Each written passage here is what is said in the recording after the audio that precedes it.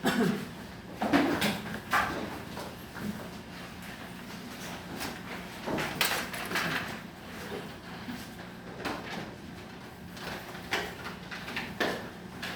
buksan po natin ang ating pong mga Bible sa Ephesians chapter 6. Now, Ephesians chapter 6, ang structure po ng Book of Ephesians ay sa unang bahagi ay meron pong salutation si Apostle Paul, meaning sa mga first century church, first century letters ay iba po ang structure po nila sa letter po natin right now. Usually, ang letter po ng first century, inuuna yung writer and then sino yung recipient. At lahat po ng yon ay nakita natin sa chapter 1, yung introduction, yung salutation ni Apostle Paul. Now, pagkatapos po ng salutation ni Apostle Paul, makikita natin yung main content ng chapter 1, 2, and 3 ay yung doctrinal content, kung saan si Paul ay nagtuturo. Pagkatapos matutunan ang mga katotohanan, dinala ni Paul ang Ephesus Baptist Church. Ano ngayon ang gagawin nila sa katotohanan na natutunan nila? Ayon ang application. Kaya dito, nagbigay si Paul ng mga practical application. Chapter 4, 5, and 6. Doctrinal content, practical application. At huling bahagi po ng Book of Ephesians ay yung pong conclusion, kung saan binanggit ni Paul yung kanyang mga personal matters. At ito pong structure na ito, most of Pauline epistle ay ganito po yung structure. So, like the book of Hebrews, makikita nyo, like the book of Romans, ganito po yung structure po ng sulat ni Pablo. And today, we're going to see ito pong conclusion ng book of Ephesians. Tingnan niyo po ang inyo pong mga Bible in Ephesians chapter 6, verses number 21 hanggang 24. Basahin ko po ito, sundan niyo ako sa inyo pong mga Biblia. Ephesians 6:21, "But that ye also may know my affairs, and how I do. Tychicus, a beloved brother and faithful minister in the Lord, shall make known to you all things, whom I have sent unto you for the same purpose, that ye may know our affairs, and that he might comfort your hearts. Peace be to the brethren, and love with faith from God the Father and the Lord Jesus Christ. Grace be with all them that love our Lord Jesus Christ in sincerity. Amen." Shall we pray? Ama naming Diyos na makapangyarihan sa lahat na nasa langit, kami Panginoon ay nananalangin na bigyan niyo kami ng tulong sa umagang ito na maunawaan namin ang inyong pong salita. We pray na patawarin niyo kami sa aming pong mga kasalanan. And I pray, Panginoon, na tulungan niyo kami na lumago sa pagkaalam ng inyong pong kalooban sa lahat ng karunungan at spiritual na kaunawaan. And we pray na ang Book of Ephesians ay maging pagpapala, Panginoon, sa aming bawat isa. At I pray na kung sa aming kaligitnaan ay meron pong hindi ligtas, I pray na kayo po magbigay sa kanila ng spiritual na kaliwanagan ng Ebanghelyo. We pray na ang banal na Espiritu ang manguna at magawad sa amin ng tulong. In Jesus' name we pray. Amen. So, pag-aaralan po natin ang conclusion part o yung personal matters na gustong ipahagwati ni Pablo sa Ephesus Baptist Church. So dito, as with his other epistle, Paul concludes his letter with personal matters for Ephesus Baptist Church. And not only that, in this conclusion, he also mentions sending Tychicus to them. Binanggit ni Pablo ang pagpapadala ni Paul kay Tychicus na courier ng Book of Ephesians, at dito nagbigay din si Paul ng benediction or blessing sa kanila. Now tingnan natin po yung verse 21. So dito, Tychicus the courier. Dito, Paul in verse 21 and 22, Paul ends his epistle to the Ephesus Baptist Church by detailing his plan to send his friend Tychicus to them. Sa pagtatapos po ng sulat ni Paul, of course we know na ito yung personal matter, ano yung mga personal na gustong banggitin ni Paul sa Ephesus Baptist Church, binigyang detalye ni Pablo yung pagpapadala niya kay Tychicus na kanyang kaibigan.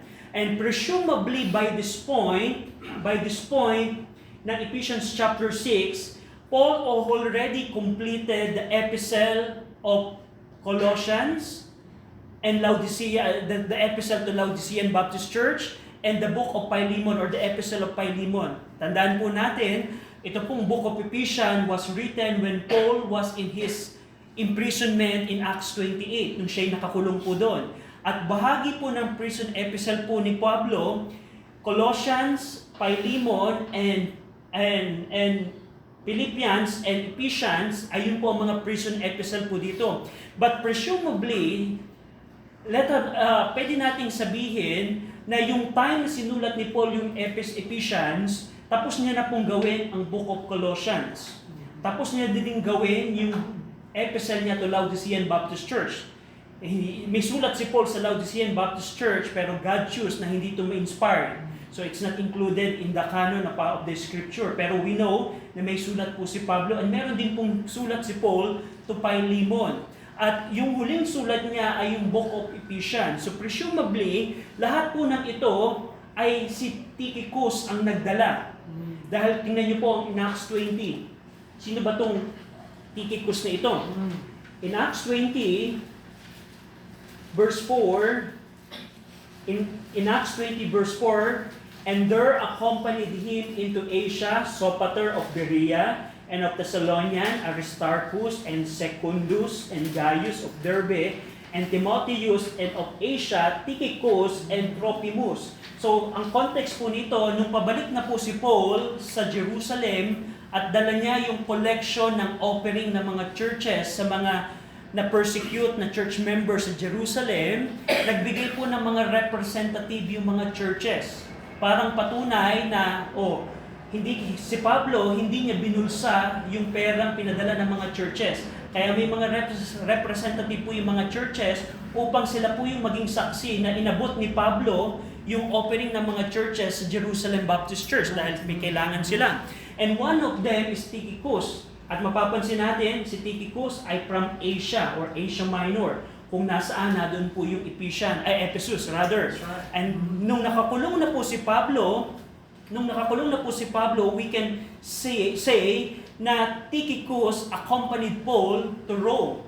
At nung sinulat ni Paul ang Book of Ephesians, si Tychicus po yung pinagdalahan ni Pablo ng sulat upang siya ay pumunta sa Colossae, pumunta sa Laodicea, pumunta sa Ephesus at iwan yung mga sulat na ito. Tingnan niyo for example ang Colossians 4. Colossians chapter 4 about Tychicus. Sino tong Tychicus na ito?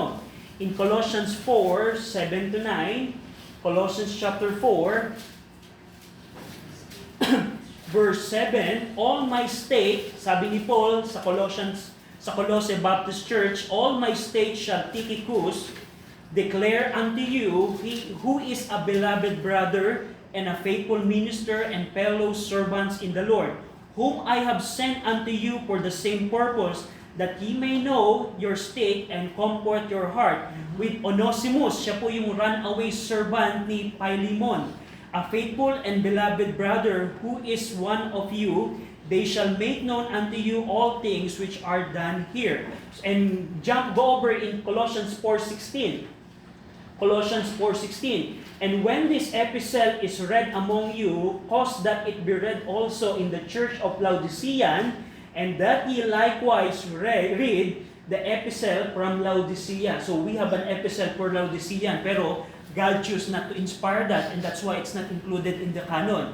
But at this point, si Tychicus, kasama niya si Onesimus, the runaway servant of Philemon, was the courier of these epistles. Siya po ang nagdala ng Ephesians, Colossians, Philemon, kasama ang Laodicean epistle. At dito kasama niya si Onesimus. And in Ephesians chapter 6, verse 21, dito, minention ni Paul yung credibility ni Tychicus. In Ephesians 6:21, but that ye also may know my affairs and how I do, Tychicus, a beloved brother and a faithful minister in the Lord. So Paul described Tychicus as a beloved brother. He is my beloved brother. He is my brother. Siya ang aking minamahal na kapatid, spiritual. Na not literally na kapatid sila physically, pero because they are part of the family of God, they are brothers in Christ. So Paul called Tychicus not only a brother, but he is my beloved brother. He is close to me. So that's what Paul was saying here. And he's not only a beloved brother, but he is a faithful minister in the Lord. He is a minister in the Lord and he is a faithful one. Na siya'y lingkod ng Panginoon, siya ay servant ng Panginoon, at siya ay naglilingkod sa Panginoon, at hindi lamang doon, siya ay tapat na lingkod ng Panginoon. So, Paul commends Tychicus sa Ephesus Baptist Church so that when Tychicus comes to Ephesus Baptist Church, meron siyang credibility. So, that's verse number 21. And dito, Paul mentions the purpose of sending Tychicus sa kanila. Mapapansin nyo in verse 21, sabi ni Paul, that ye also may know my affairs and how I do. In verse 21, yung huling bahagi, shall make known to you all things. At yung verse 22, mapapansin nyo, that ye might know our affairs. So, using three different phrases, Paul expresses his desire for the church member to know the details of his and his companions' affairs and happenings. So basically dito, pinadala ni Paul si Tychicus upang Ephesus Baptist Church malaman ang kalagayan ni Pablo sa kulungan. At that's the purpose. Ginamit niya yung tatlong expression na ito upang makita mapakita ni Paul na gusto ni Paul na malaman nila ang kalalagayan ni Pablo. So probably we can have an assumption that probably the Ephesus Baptist Church was worried what's happening to Apostle Paul, about his health, about the things that happening to him. And dito, in verse 22, he assures them that knowing his condition might bring comfort to their hearts. Sabi doon, and that he might comfort your heart. So we can see here that Ephesus Baptist Church was worried when they heard that Paul was in prison in Paul. That's our missionary and he's now in prison. So merong kagulumihan ng nararanasan ng mga church member. That's why pinadala ni Paul si Tychicus upang ibalita so that it would comfort their hearts. So, iyan po ang purpose kung bakit pinadala ni Paul si Tychicus. And in verse 23 and 24, we can see here that in verse 23, peace be to the brethren. So, tingnan natin po yung Paul's benediction o yung bestowing of blessing ni Paul as a way ng pagsusulat pagtapos ng kanyang sulat. Paul's benediction addressed in third person. Mapapansin nyo, hindi niya ginamit dito yung second person katulad ng you or ye. Instead, ginamit niya dito yung praise na to the brethren which is in third person. And dito, his concluding thoughts summarize the theme of peace, love, and faith. So may tatlong bagay tayong makikita in verse 23, yung benediction ni Paul, yung kapayapaan. Dito mapapansin natin, peace be to the brethren and love with faith from God the Father and the Lord Jesus Christ. Sa kapayapaan po, there could be no love, faith, or grace without first the peace that Christ has provided for reconciled sinner. Ang katotohanan po sa atin, never mararanasan ng tao ang kapayapaan kung hindi niya muna mararanasan ang pag-ibig ng Panginoon. Hindi mararanasan at may enjoy ng isang tao yung pag-ibig at biyaya ng Panginoon unless meron siyang kapayapaan sa Panginoon. Dahil ang katotohanan po para po sa ating mga kaibigan, ang tao po at ang Diyos ay meron pong away. Meron pong galit na namamagitan sa tao at sa Diyos dahil po sa ating kasalanan. Ang kasalanan po ay ang paglabag ng kautusan ng Panginoon. When we check the book of Exodus, especially Exodus 20, yung 10 Commandment, the Decalogue, makikita po natin na lahat po ng tao sa mundong ito ay guilty ng isa o maraming kautusan ng Panginoon. At yun po ay nagpapatunay na tayo po ay makasalanan. At sa Diyos po na banal at makatuwiran, hindi po pwede na hindi natin pagbayaran ang ating kasalanan. Kaya po meron pong galit. Pero pag ang isang tao po ay nanampalataya, we see here faith, love with faith, ang isang tao po ay manampalataya sa ginawa ng Panginoong Jesucristo sa krus na si Jesus Christ pala ang namatay para sa aking kasalanan. Na yung kasalanan kong ginawa, binayaran to ng Panginoong Jesucristo at ang taong yun ay mananampalataya at pagsisisihan niya at tatalikuran niya yung kanyang mga kasalanan at maling gawa, maling relihiyon, maling paniniwala, siya po ay magkakaroon ng kapayapaan. Makikita po natin yung peace na tinutukoy ni Paul in Ephesians 2. Tingnan niyo po. In Ephesians 2:14 and 15, Ephesians 2:14 and 15, for He, referring to Christ, is our peace, who had made both one and had broken down the middle wall of partition between us, having abolished in His flesh the enmity, even the law of commandments contained in ordinances, for to make in Himself twain one new man, so making peace. So dito, makikita natin, kailangan ng tao ang kapayapaan. Peace be to the brethren. And dito, ang tanong mga kaibigan, kung hindi ka paligtas, wala kang kapayapaan sa Diyos. That's right. Meron kayong enmity or galit na namamagitan dahil ang Diyos po ay galit sa kasalanan at ang tao ay makasalanan, meron pong galit na namamagitan. Pero kung ikaw ay magsisisi at mananampalataya, yung ang Panginoong Kristo na ang ating kapayapaan. Amen. So that's peace. We see here, peace be to the brethren. And dito, sabi ni Paul, love. And love. Yung love po dito refers to the redemptive love that the church member enjoys in Christ. Amen. Ito po yung pag-ibig na ginawa ng Panginoong Kristo na nai-enjoy ng Ephesus Baptist Church member. Tingnan niyo po ang Ephesians 2 verse 4, referring to this love, Ephesians 2:4, but God, who is rich in mercy, for His great love wherewith He loved us. Na dati tayong kontrolado ng dyablo, kontrolado tayo ng mundo, ang ating pamumuhay ay ayon sa sistema ng mundo, pero tayo ay niligtas ng Panginoon at yun ay pag-ibig ng Diyos. So that's the love. And we see here faith. Love accompanies faith in the truth, which give the church members peace. So ibig sabihin po nito, kung ang isang church member ay walang pananampalataya sa Panginoon, never niyang may enjoy ang pag-ibig ng Diyos. Never niyang may enjoy ang kapayapaan. So yun po yung three elements na makikita natin sa benediction ni Paul.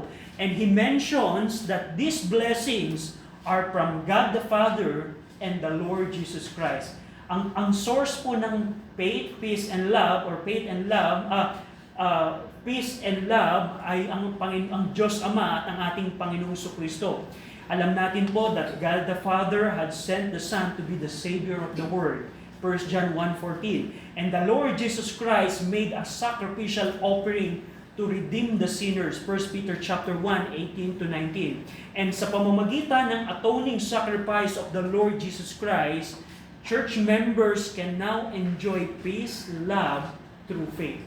So, makikita natin na ito ay galing sa Diyos Ama at sa Diyos Anak. And in verse 24, grace be with all them that love our Lord Jesus Christ in sincerity. Amen. And dito, Paul invokes grace upon his audience as he had throughout the epistle. So, mapapansin niyo po throughout the epistle, like Ephesians 1:2, Ephesians 1:7, Ephesians 2:5, Ephesians 2:7 and 8, Ephesians 3:2, 3:8, 4:7, multiple times po na in-invoke ni Paul ang biyaya. In-emphasize niya ang grace sa Book of Ephesians. So we can say Book of Ephesians is an epistle of grace.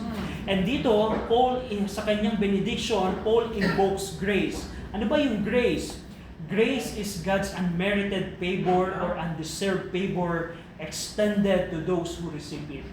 Ibig sabihin po ng grace is merong pabor na ginawa ang Diyos sa iyo at sa akin na hindi natin deserve. Hindi natin deserve. We don't deserve any things that we are enjoying right now as Christian, at yan po ay biyaya ng Panginoon. And we need the grace of God all the time. That's why Paul said here, grace be with all them that love. At dito, the church member receive God's grace. Kailan natin mararanasan ang biyaya ng Panginoon? Kapag ka ang isang tao ay magsisi at manampalataya, you will receive the grace of salvation. Na hindi tayo naligtas sa pamamagitan ng gawa, Ephesians chapter 2, not by works, kundi sa biyaya ng Panginoon. At dito, in verse 24, Paul identifies the church member at Ephesus with the praise, all them that love the Lord Jesus Christ in sincerity. So dito ina-assume ni Paul, because Paul spent 2 or 3 years Paul spent almost 3 years in Ephesus with those brethren, and alam ni Paul ang pag-ibig ng Ephesus Baptist Church sa Panginoon. That's why in-identify ni Paul ang Ephesus church member as them that love the Lord Jesus Christ in sincerity. One thing is sad because in the book of Revelation, we know what happened to Ephesus. They left their first love. So that's the sad thing about Ephesians Baptist Church. Pero dito at this point, Paul knows that this church member, they love the Lord Jesus Christ in sincerity. The word sincerity has the idea of incorruptibility or immortality or purity. So ganung klase ang pag-ibig nila na walang corruption. Ang tao po right now ay nagmamahal sa Panginoon dahil meron siyang ini-expect sa Panginoon. Na Panginoon, mamahalin kita pero bless mo naman ako this year. So that's a wrong love. That's incorruption. Meron nagmamahal sa Panginoon ng walang puridad, walang purity. Pero itong Ephesus Baptist Church, Paul identified they love the Lord in sincerity. In sincerity. And lastly, he added the final verification to his epistle with the affirmation of truth, saying, Amen. Ang ibig sabihin po, ito po ay galing sa Hebrew word na ang ibig sabihin, so be it, truly, and let it be so. And that's the book of Ephesians. So dito, ang tema po ng book of Ephesians, before we end, balikan po natin, ang pinaka-tema po ng book of Ephesians ay, because of our position in Christ in heavenly places. Yung pong position natin kay Jesus Christ kalangitan, in-explain po ni Paul yan sa Doctrinal Content. Dahil meron tayong mga katatayuan kay Kristo sa mga makalangit na lugar, kailangan nating lumakad kasama si Kristo sa mundo ito. That's the practical application. Now, tingnan natin for example, kumusta ang ating lakad sa mundo ito right now? Nakita natin po sa Book of Ephesians na tayo po ay dating nasa sistema ng mundo. Ikaw at ako, ikaw ay ligtas na, I'm referring to saved church member or saved believers. Before we got saved, ang ating manner of life ay ayon kung anong gusto ng mundo, kung anong gusto ni Satanas, kung anong gusto ng ating laman. We are called the children of disobedience. Na every day of our life, we disobey God. But God saved us. That's our position. Mapapansin natin na hindi lamang tayo niligtas ng Panginoon, nakita natin in the book of Ephesians that God had raised us up together and made us sit together in heavenly places in Christ Jesus. Positionally po, kung ikaw ay ligtas, kasama kang nakaupo ni Jesus Christ sa mga makalangit na lugar. And that tells the assurance of your salvation. And that tells your position in Christ sa harapan ng Diyos Ama. We see also in the book of Ephesians, yung ating position, that we enjoy the unsearchable riches of Christ. Whether that's the problem about Christian, we don't see and appreciate the unsearchable riches of Christ. But in reality, if you are saved, you enjoy the unsearchable riches of Christ. Nakita din natin sa doctrinal content, especially in Ephesians 1, na meron tayong mga spiritual blessings na natatanggap. Na tayo ay may mga bagay na inihanda sa atin ng Panginoon. Nakita din natin sa book of Ephesians na ang tayong mga New Testament believer, ang trophy ng biyaya ng Panginoon. In the near future, throughout the eternity, tayo ang trophy na magpapakita na mabiyaya ang Diyos. That's right. Throughout the eternity, pag tiningnan natin, pagka minamasdan ang mga taong naligtas sa pamamagitan ng biyaya, yun ang magsasabi ang Diyos ay mabiyaya. At nakita natin ito sa doctrinal content. At nakita din natin sa book of Ephesians, sino ba tayong Gentile?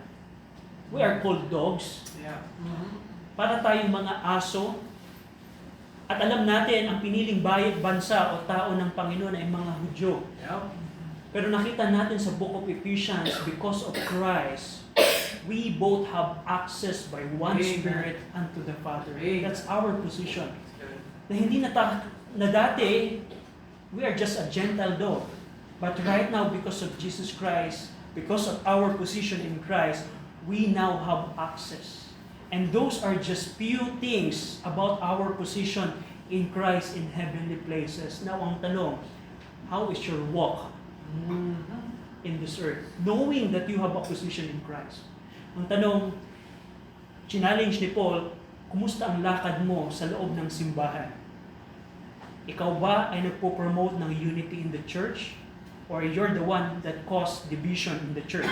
We see that in Ephesians 4. Ang tanong, after knowing the position of the church members or of you in Christ, how do you put off and put on? Kung alam mo, parang ganito po ito. Kung merong isang kriminal na naka-sentence for lifetime sa kulungan, na doon na siyang mamamatay, and one day the president of the country, let's say President Marcos, gave that person a parole na makalaya siya.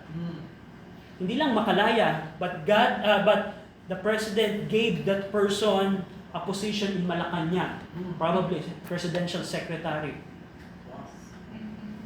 And now ang tanong, what if that person continues to commit crimes? What are you going to think about that person? And the same thing with us. Tayo ay binigyan na ng mga blessing, just like the criminal that I use as an illustration. Tayo ay niligtas ng Panginoon sa karumal-dumal na kalalagayan. Pero ang tanong, tayo ba ay magpapatuloy sa kasalanan? Kaya nakita natin in Book of Ephesians na sabi ni Paul, but fornication and uncleanness or covetousness, let it not be one's name among you as becoming sin. That's right. Because of our position in Christ, ang kasalanan ng pangungulinya, ang kasalanan ng paghahangad, o kasalanan ng karumihan, huwag itong mapangalan sa inyo even once. So that's the challenge for us. Kung meron kang katatayuhan kay Jesus Christ, yes, amen, Paul, may blessing ako kay Christ, pero how are you going to apply that in your walk? Paano mo i-apply ito? Paano mo bibitawan yung mga kasalanan ng pagsasalita, kasalanan ng puso, kasalanan ng behavior, at paano mo ito papalitan? That's what we see in the book of Ephesians. We see here in makita natin dito na dahil sa ating posisyon, kailangan nating huwag magkaroon ng any fellowship with the unfruitful works of darkness. Kumusta ang separation mo? Kung meron kang katatayuan kay Jesus Christ, do you separate from any unfruitful works of darkness? Any unfruitful work of darkness. Paano ka lumalakad ng merong kapuspusan ng banal na Espiritu? Huwag tayong mapuno ng alak, kundi mapuspos tayo ng banal na Espiritu. Kumusta ang pagsasubmit mo sa bawat isa? Kung ikaw ay husband, paano mo minamahal ang iyong wife? Kung ikaw ay wife, paano ka nagsasubmit sa iyong husband? Kung ikaw ay anak, paano ka sumusunod sa iyong magulang? Kung ikaw ay ama, paano mo tinitrain ang iyong anak na matuto sa admonition ng Panginoon? Kung ikaw ay master and servant, we also have that exhortation about that. And lastly, knowing our position, how do we walk in our warfare? Paano tayo nakikipaglaban sa ating labanan? So that's the challenge na gusto kong iwanan sa atin, na as we close the book of Ephesians, kung meron tayong katatayuan kay Jesus Christ, may mga bagay tayong kailangan gawin. It's not enough that we say amen to our blessings, but we need to act and we need to walk with Christ in this earth. So that's the challenge for you and me. Unang challenge ko sa mga kaibigan natin right now, pwede kang magkaroon ng katatayuan din kay Jesus Christ. Very simple. Salvation is free and very simple. The hard thing is, we should repent. Kailangan nating dumating tayo sa punto na magpapasakop ako sa Panginoon, susuko ko sa Panginoon, at paniniwalaan ko at sasampalatayaan ko ang Ebanghelyo na si Jesus Christ ang namatay sa aking kasalanan. Kung gagawin mo yan, kaibigan, pwede mo ma-enjoy ang mga blessing na tinutukoy ng Book of Ephesians. Now, para sa mga members, how is your walk with Christ on earth? Paano gusto ang lakad mo? Paano ang lakad mo sa church? Paano ang lakad mo sa pag-ibig? Paano ang paglakad mo sa katotohanan? That's the challenge for you and me. And that's the book of Ephesians. Now, as we close this book of Ephesians, Sa inyo pong study notes, meron po akong binigay ng mga review questions. So, this is not mandatory. I just put it there. Now, ito pong review question, pwede niyo po itong isa-isahin at i-check. Did I learn from the book of Ephesians? Kasi the sad reality of churches today, they don't care about the teaching. Most of the preaching of Baptist churches today is storytelling and doctrine. Puro joke. And you can be a member of the church for many years, but you will not know the book of Ephesians. And sabi ni Pastor James, maganda na napapakinggan natin, pero dinadaya natin ang ating sarili kung hindi natin i-apply ang mga napapakinggan natin. So ito pong mga review question, it's very easy. Alam po ng mga teens, madali lang po yung mga magbigay ako ng questions. Pero this will be a challenge for you na, did I learn from the book of Ephesians? So, as you get the study notes, you can check this question. You don't need it to give it to me. I'm not requiring it to you, but this would be a challenge for you that, did I really learn sa salita ng Panginoon? Or probably, I just go to church just to be entertained. So, tayo pong lahat ay manalangin. Ama namin Diyos, salamat po sa book of Ephesians. Salamat Panginoon dahil meron po kaming katatayuan kay Jesus Christ na nai-enjoy po right now. And we pray, tulungan niyo po kami na as we see our position in Christ, help us to properly walk with Christ on this earth. In Jesus' name we pray. Amen.